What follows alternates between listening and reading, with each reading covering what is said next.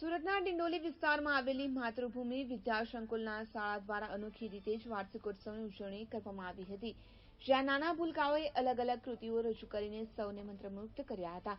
સાથે શાળાના તેજસ્વી તારલાઓને અને તેમના માતા પિતાને મુખ્ય મહેમાન તરીકે બોલાવીને શાળાના સંચાલકોએ એક અનોખી પહેલ કરી હતી. આ કાર્યક્રમમાં મોટી સંખ્યામાં વિદ્યાર્થીઓ સહિત વાલીઓ પણ જોડાયા હતા અને બાળકોની કૃતિને વધાવી લેવામાં આવી હતી અને ઇનામ પણ આપીને પ્રોત્સાહિત કરવામાં આવ્યા હતા.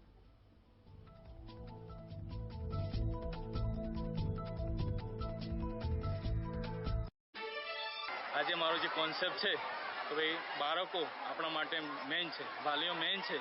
એવા વાલીઓને અમે આગળ લાવીએ, એવા બાળકોને પ્રોત્સાહન આપીએ, કારણ કે જેથી કરીને બાળકો અને વાલીઓ દ્વારા સ્કૂલનું નામ રોશન થાય છે. અને બીજું કે જે આપણે કોઈપણ પ્રોગ્રામમાં બીજા અધર વ્યક્તિને બોલાવીએ છીએ, જેથી કરીને વાલીઓનો બાળકોનો સમય બગડે છે અને સમય જે હાજર નથી રહેતા અને વાલીઓને જે કૃતિઓ રજૂ કરવાનું અને જે આનંદ માણવાની મોજ લેવી જોઈએ એ મળતી નથી. જેથી કરીને અમે એક શાળા દ્વારા અને અમે ટ્રસ્ટીઓ દ્વારા એક નવો કોન્સેપ્ટ બહાર લાવેલા છે.